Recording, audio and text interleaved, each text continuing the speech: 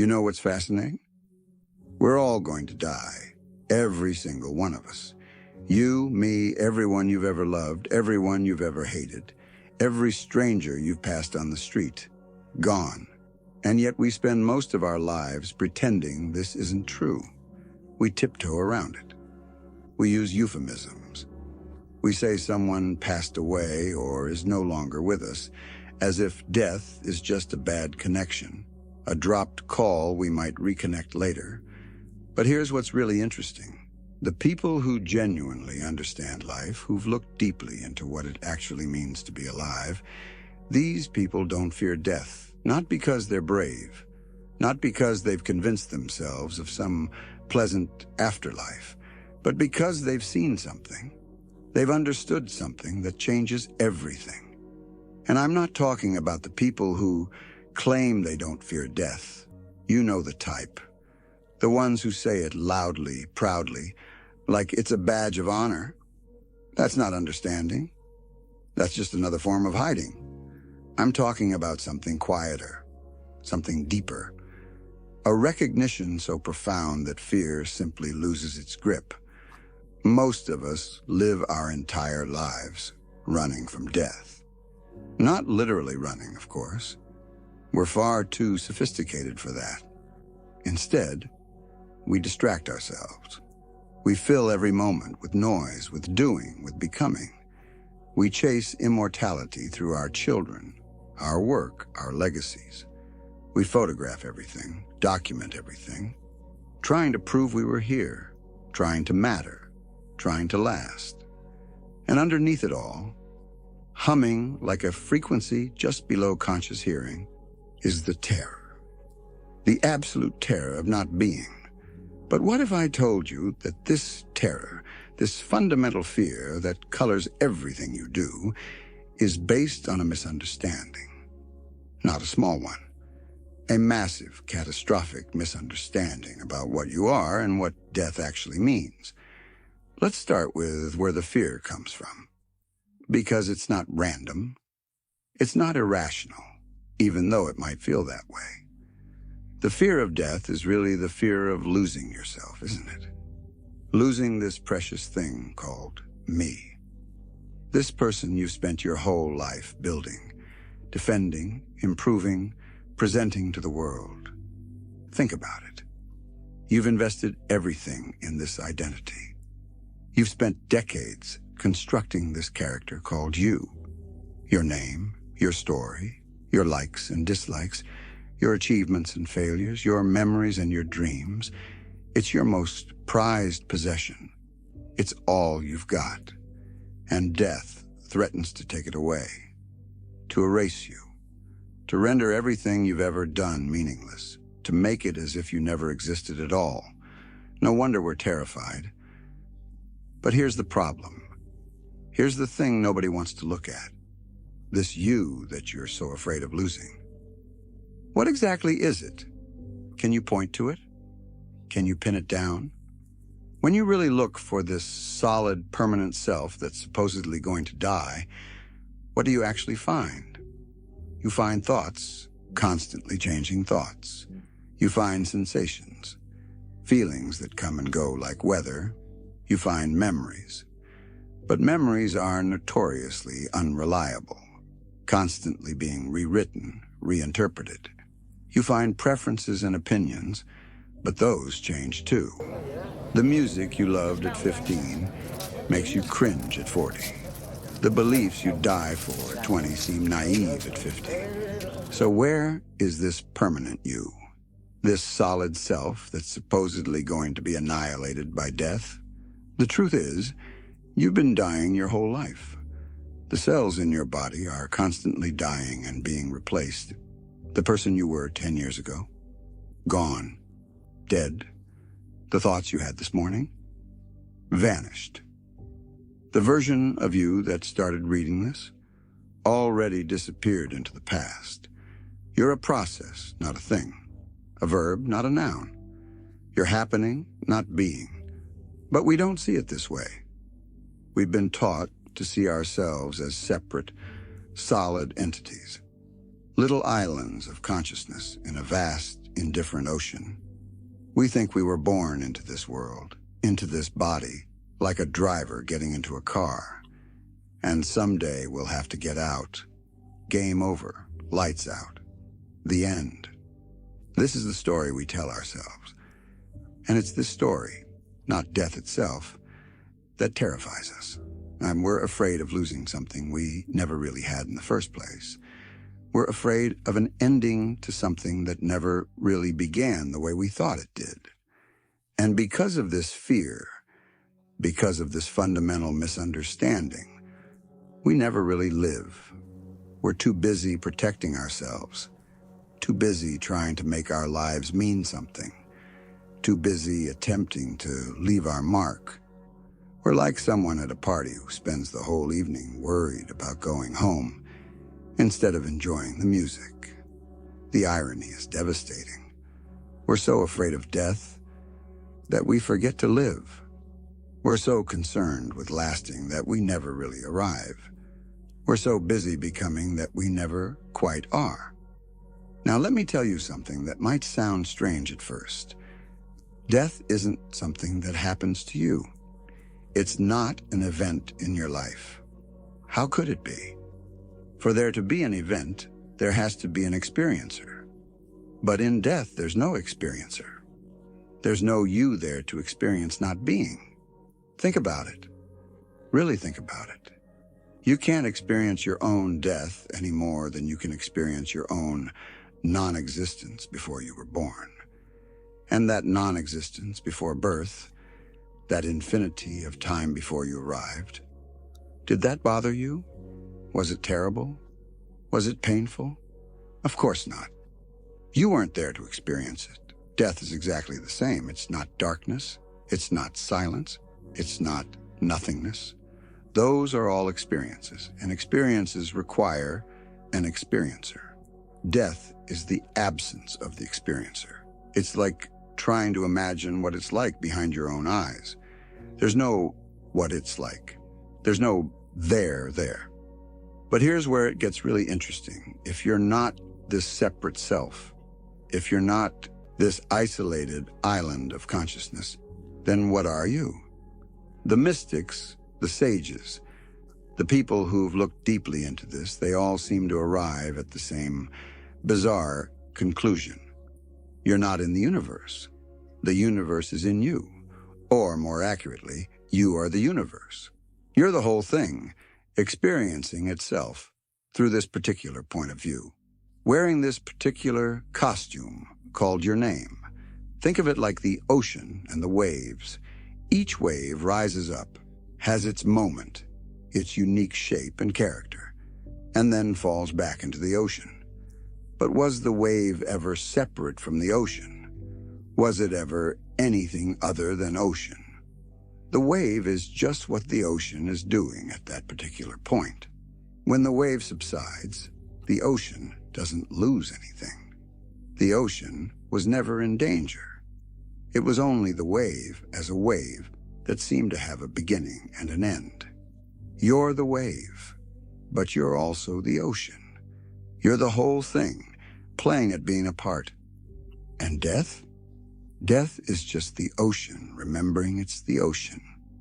The wave returning home, not to somewhere else, but to what it always was. This sounds mystical, I know, and it sounds like spiritual mumbo-jumbo. But stay with me, because there's something incredibly practical about understanding this. When you realize that you're not your thoughts, not your body, not this temporary character you're playing, when you truly get that you're the awareness in which all of this appears, death loses its sting. Because what dies? The character dies. The role dies. The costume gets retired. But the awareness, the fundamental consciousness that's looking through your eyes right now, that doesn't go anywhere. How could it? Where would it go? It's not a thing that can move. It's not an object that can be destroyed. It's the very space in which things appear and disappear. You know what the real cosmic joke is? You're already immortal. Not in the sense that this particular person lives forever, but in the sense that the deepest you, the awareness you truly are, was never born and will never die. It's watching empires rise and fall. It's looking through every pair of eyes. It's the universe becoming conscious of itself over and over again in infinite variety. The caterpillar doesn't fear becoming a butterfly. It doesn't mourn the loss of its caterpillar identity.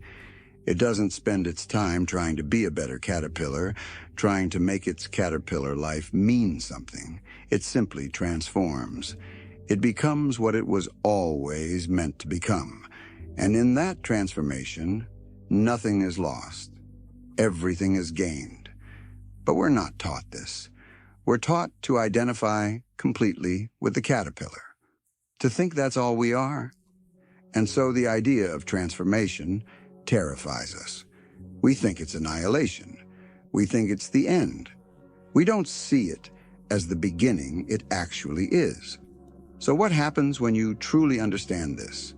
What happens when this shifts from being an intellectual idea to a lived reality? Everything changes, and nothing changes. That's the paradox. You still live your life. You still have preferences. You still feel pain and pleasure. You still laugh and cry and love and lose. But there's a lightness to it now, a playfulness, because you're not taking it quite so seriously anymore. You're not clutching at life with the white knuckles, terrified it's going to slip away. You begin to see life and death not as opposites, but as partners, as two sides of the same coin. You can't have one without the other. They define each other. They create each other. Life gets its intensity, its preciousness, its absolute irreplaceable beauty from the fact that it ends. If you live forever, nothing would matter. Every moment would lose its magic because there would always be another moment. It's precisely because this is temporary that it's sacred. Have you ever noticed that the most beautiful moments in life have a quality of poignancy to them?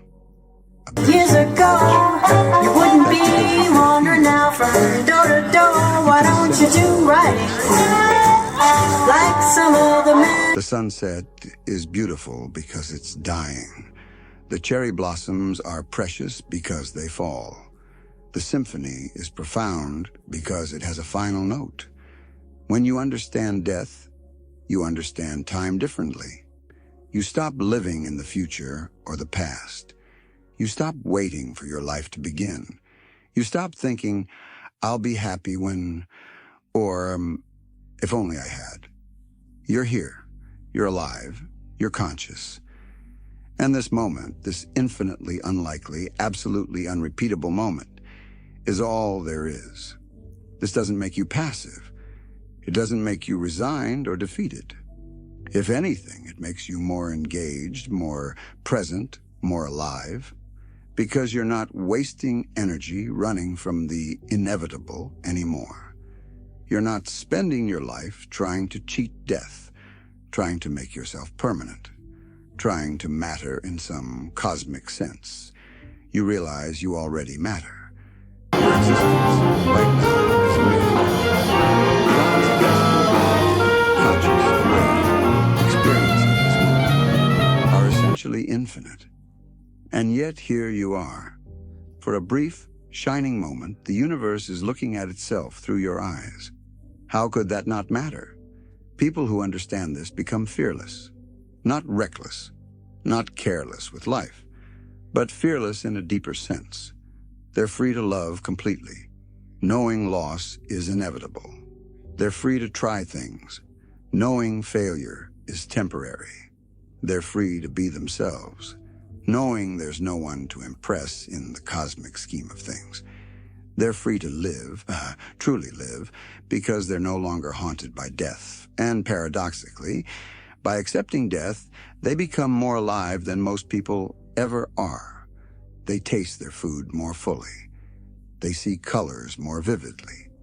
They feel their feelings more deeply, because they're not holding back anymore. They're not saving themselves for some imaginary future. that never comes. You see, most people are already dead. They're walking around, sure, breathing, eating, going through the motions, but they're not really here. They're lost in their thoughts about yesterday and tomorrow.